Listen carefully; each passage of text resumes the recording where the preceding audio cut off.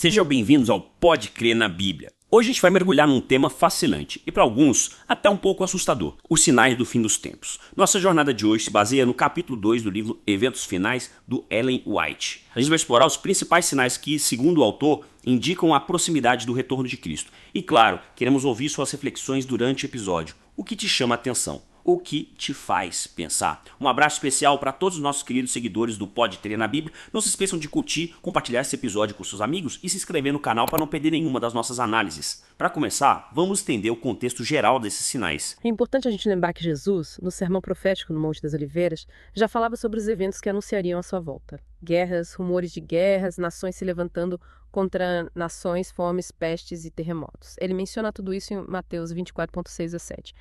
E embora parte dessas profecias tenha tido um cumprimento inicial na destruição de Jerusalém no ano 70 DC, elas se tornam ainda mais relevantes quando a gente as aplica aos últimos dias da Terra. É como se a história de Jerusalém nos desse uma prévia do que está por vir em escala global. É verdade. É como um prenúncio, um trailer do que ainda está por vir. Me arrepia pensar na intensidade do filme completo. E já que estamos falando de eventos de grande escala, o livro Eventos Finais destaca a convulsão cósmica como um dos sinais mais impressionantes. O que a gente pode dizer sobre isso? Em Mateus 24,32-33, Jesus usa uma linguagem bem forte. O sol escurecerá, a lua não dará sua luz e as estrelas cairão. Uma imagem impactante que nos leva a pensar, será que já estamos testemunhando esses sinais? Sim.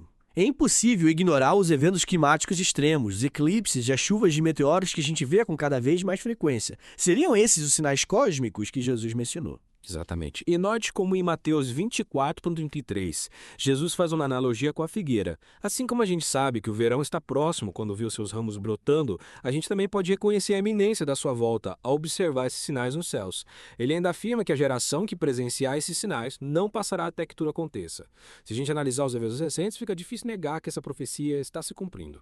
Pensar na magnitude desses eventos realmente nos faz refletir sobre a grandiosidade do que está por vir. Mas os sinais não se limitam ao céu, certo? O que o livro nos diz sobre a agitação aqui na Terra. Tanto em Lucas 21,25 quanto em Mateus 24,29, a Bíblia descreve um cenário de angústia entre as nações, com o coração dos homens desfalecendo de medo diante do que se aproxima. E é inegável que o mundo atual, com suas guerras, conflitos e desastres naturais, parece um espelho dessa descrição. Com certeza, a gente vê guerras e rumores de guerras em diferentes partes do mundo, crises monetárias, polarização política e social, e um sentimento crescente de que algo grandioso e talvez catastrófico está para acontecer. Parece que a profecia está se cumprindo diante dos nossos olhos. Sem dúvida. Mas, em meio a esse turbilhão, há uma promessa para aqueles que creem em Deus. Em The Signs of the Times, de 9 de outubro de 1901, a gente lê que os fiéis ouvirão a voz de Deus em meio à tempestade, dizer: sou eu, não tem mais.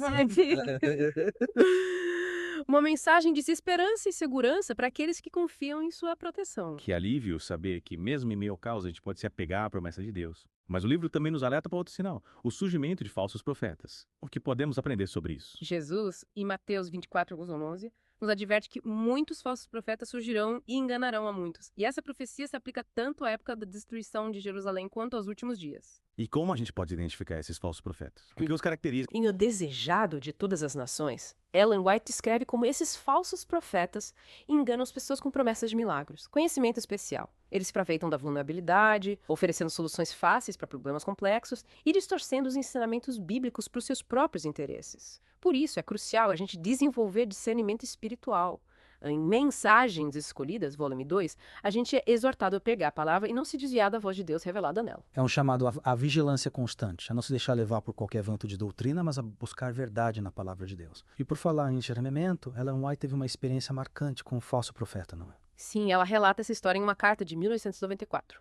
Um jovem, alegando ser profeta, a visitou com uma mensagem urgente afirmando que o julgamento dos vivos havia começado. Ele a instruiu a fazer as malas e se mudar imediatamente para Battle Creek.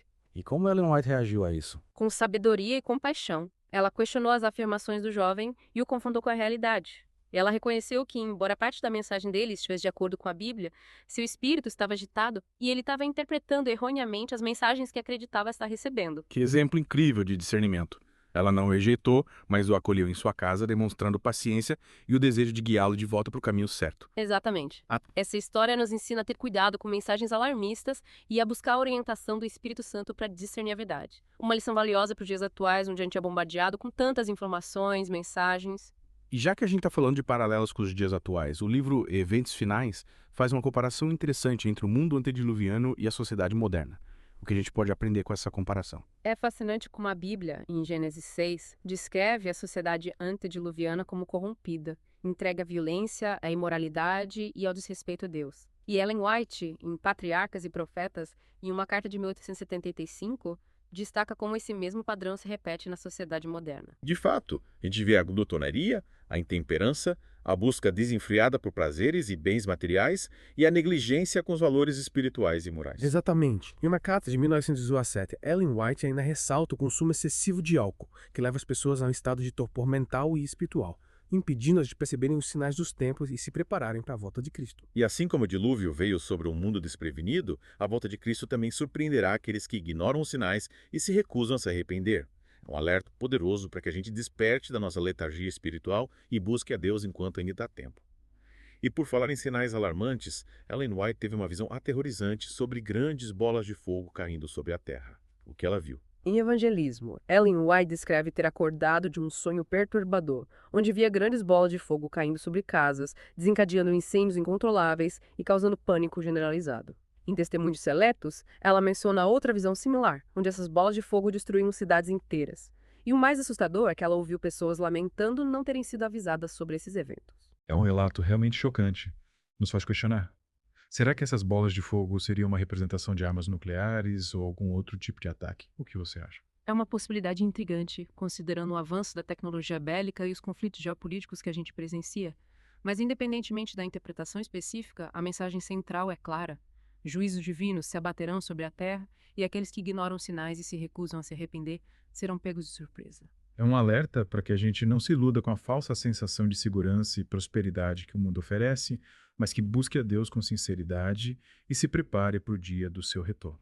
Falando em preparação, o livro também menciona a intensificação dos desastres naturais, em particular os terremotos e inundações como sinais do fim, o que Ellen White nos diz sobre isso. Em Sermons and Talks, Ellen White afirma que Deus permitiu a destruição da cidade de Johnstown, na Pensilvânia, por um desastre natural como um exemplo do que acontecerá em escala global nos últimos dias.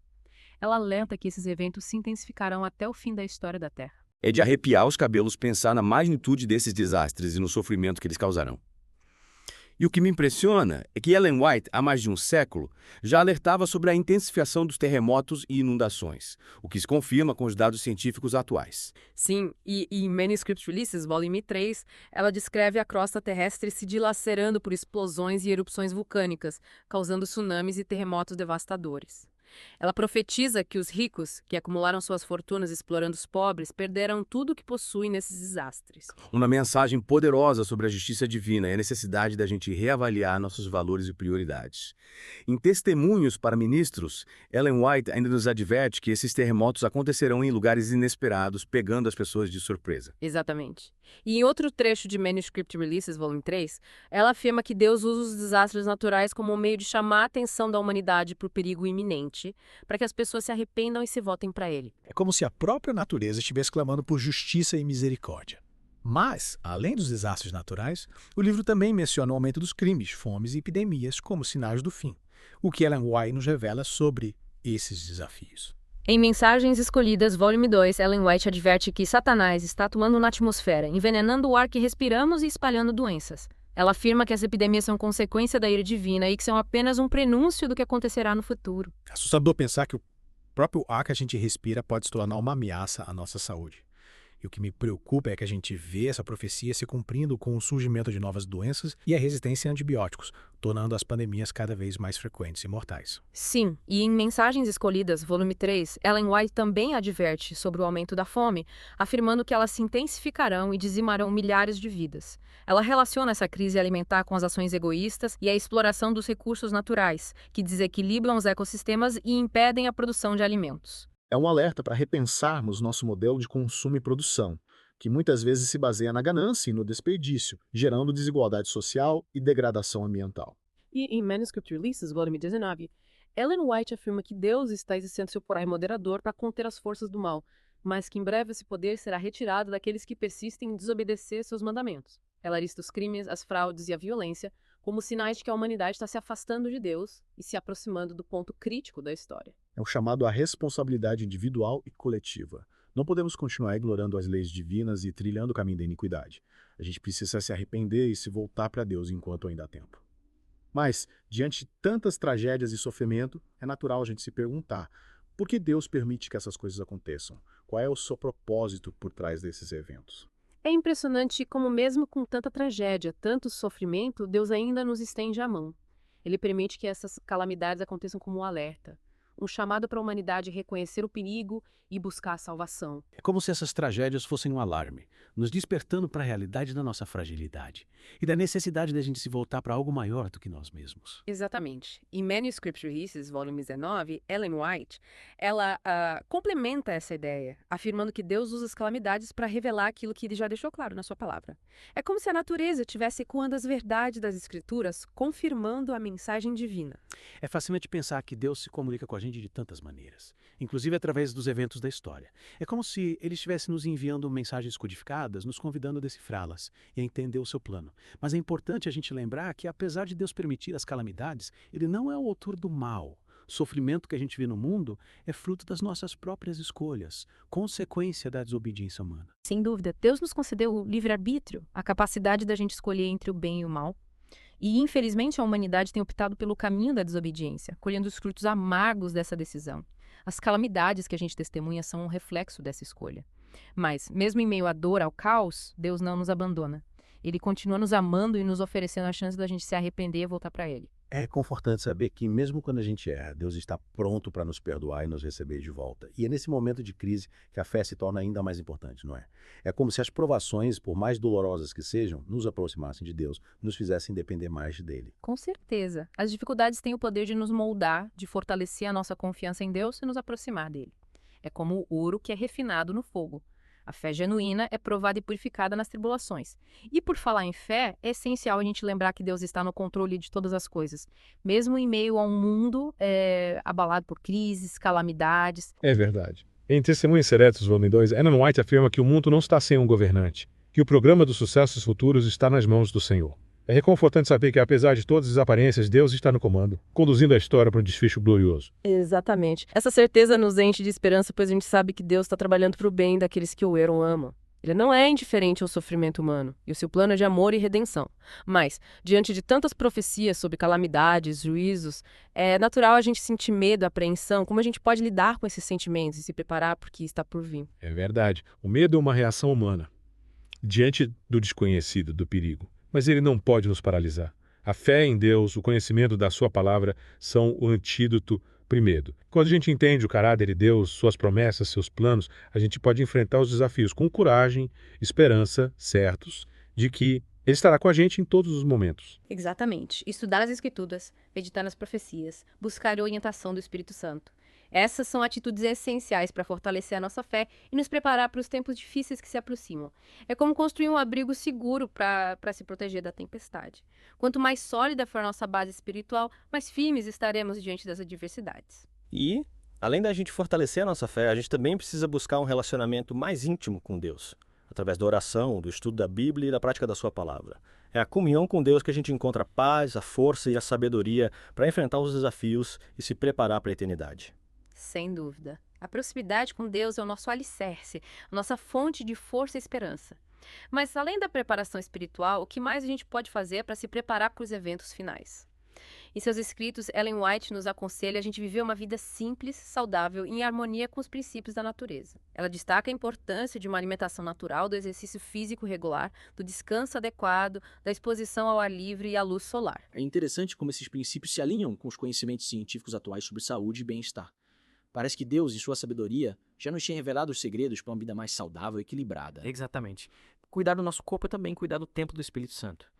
E além dos cuidados com a saúde física, a gente precisa estar atento à nossa saúde mental, emocional, cultivando pensamentos positivos, emoções saudáveis e relacionamentos construtivos. Que é verdade. Em tempos de crise e incerteza, é fundamental a gente cuidar da nossa saúde integral, buscando o equilíbrio entre corpo, mente e espírito. E pensando em tempos de crise, Ellen White também nos incentiva a desenvolver a autossuficiência. Em Mensagens Escolhidas, volume 2, ela nos encoraja a aprender habilidades práticas, como cultivar alimentos, conservar recursos, cuidar da nossa casa e da nossa comunidade. A autossuficiência é uma forma de a gente se preparar para tempos desafiadores, mas também de colocar em prática os princípios de amor ao próximo, cuidado com a criação. É uma maneira da gente viver de forma mais sustentável, responsável, contribuindo para a construção de um mundo melhor. É verdade. E além da gente se preparar individualmente, também precisamos nos lembrar da importância da gente compartilhar a mensagem de esperança, salvação com aqueles que ainda não conhecem a Deus. Em tempos de crise, as pessoas estão mais abertas a ouvir sobre a esperança que a gente tem em Cristo. Com certeza. Em momentos de dor e incerteza, as pessoas buscam por respostas, por um sentido para suas vidas. E nós, como cristãos, a gente tem o privilégio de compartilhar a mensagem de amor, perdão e esperança que a gente encontra em Jesus Cristo. E essa mensagem tem o poder de transformar vidas. Trazer paz aos corações angustiados e preparar as pessoas para a eternidade. É uma missão grandiosa, mas também gratificante. Pois a gente sabe que está participando da obra de Deus e espalhando a sua luz num mundo que tanto precisa dela. Mas, e quanto àqueles que não creem em Deus ou que rejeitam a mensagem da Bíblia? Qual será o destino deles? Essa é uma pergunta complexa, que nos leva a refletir sobre o mistério da soberania divina e do livre-arbítrio humano. Deus ama todos os seres humanos e deseja que todos se salvem, mas Ele respeita a liberdade de escolha de cada um. A decisão final de aceitar ou rejeitar o seu amor é individual, e essa decisão terá consequências eternas. Compreendo. Deus nos convida a escolher o caminho da vida eterna, mas Ele não nos obriga a segui-lo. E essa escolha é um ato de responsabilidade individual. Exatamente. Aqueles que escolhem se rebelar contra Deus e seguir o caminho do pecado enfrentarão as consequências de suas escolhas. É um assunto sério, que exige da gente respeito, compaixão e firmeza na proclamação da verdade. Mas, mesmo diante das advertências sobre juízo, calamidades, a mensagem da Bíblia é essencialmente de esperança, salvação. É verdade. Deus nos oferece um caminho de redenção através de Jesus Cristo, um caminho de amor, perdão e vida eterna. A fé em Jesus Cristo é o único caminho para a salvação, para a vida eterna. É através dele que a gente pode ter acesso ao Pai e receber o perdão dos nossos pecados. Essa certeza nos enche de esperança, mesmo em meio às incertezas do mundo. A gente sabe que, independentemente do que aconteça, o futuro está seguro nas mãos de Deus. Ele cuidará daqueles que o amam. E com essa mensagem de esperança, a gente encerra a segunda parte da nossa análise sobre sinais do fim dos tempos.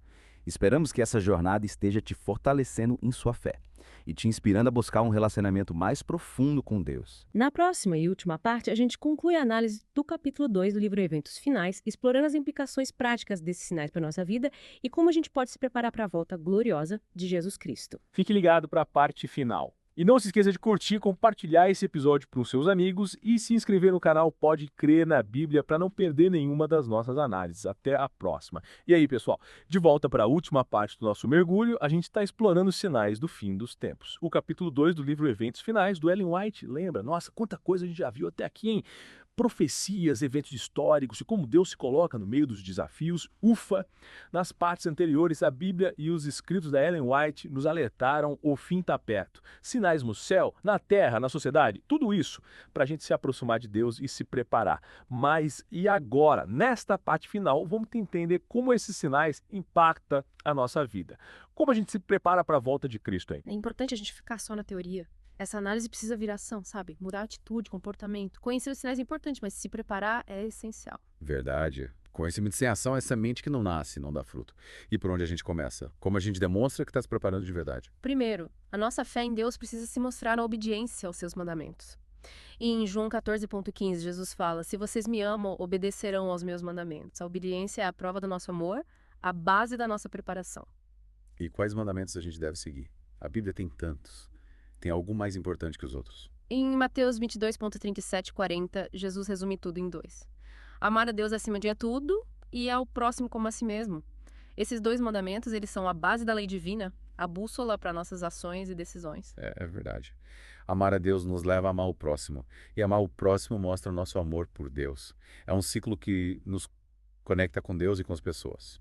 Isso. E esse amor se mostra em ações. Perdão, compaixão, generosidade, justiça, honestidade, bondade. Em Gálatas 5,22 e 23, Paulo descreve o fruto do Espírito: amor, alegria, paz, paciência, amabilidade, bondade, fidelidade, mansidão e domínio próprio. Que lista linda! Virtudes que vão além de cultura e religião, capazes de transformar vidas de um mundo. Elas refletem Deus e nos aproximam dele. E esses frutos a gente cultiva no dia a dia: oração, estudo da Bíblia, meditação, prática da palavra. É a prova de que a graça de Deus está nos transformando, nos preparando para a vida eterna. E além da obediência e dos frutos do Espírito, o que mais a gente pode fazer para se preparar? O testemunho da nossa fé é muito importante. Em Mateus 28, 19 e 20, Jesus nos manda fazer discípulos de todas as nações, batizando e ensinando tudo o que ele mandou. É um chamado para ação. Não podemos guardar o evangelho só para nós. Temos que compartilhar com o mundo com amor e compaixão, mostrando o caminho da salvação. Sim, e isso vai além de pregar ou dar folhetos. Nosso testemunho se mostra em cada atitude, cada palavra, cada gesto de amor e bondade. A nossa vida aqui tem que refletir o evangelho, atraindo as pessoas para Cristo. Com o brilho da nossa fé, a beleza do nosso caráter. O espelho refletindo a luz de Cristo para o mundo. E essa missão é urgente. O mundo é cheio de crises, incertezas, as pessoas buscam sentido e esperança, e nós temos a resposta: Jesus Cristo. Ele é a fonte da paz, alegria, esperança de verdade. É nosso dever levar essa mensagem para o mundo. Ela tem o poder de transformar vidas e preparar os corações. Para a gente testemunhar com eficácia, precisamos do papel de Deus, sabe? Oração, estudo da Bíblia, meditação. Só assim teremos força, sabedoria e inspiração para cumprir a missão. É na intimidade com Deus que a gente se encontra, né? Descobre quem a gente é, o nosso propósito, a nossa força. E é a partir dessa experiência que a gente irradia a luz dele para o mundo. Não podemos esquecer da comunidade. Viver em união, compartilhar a fé, se apoiar, se encorajar. Em Hebreus 10.25, o autor fala para a gente não deixar de se reunir, mas se animar uns aos outros, porque o dia está chegando. É isso aí.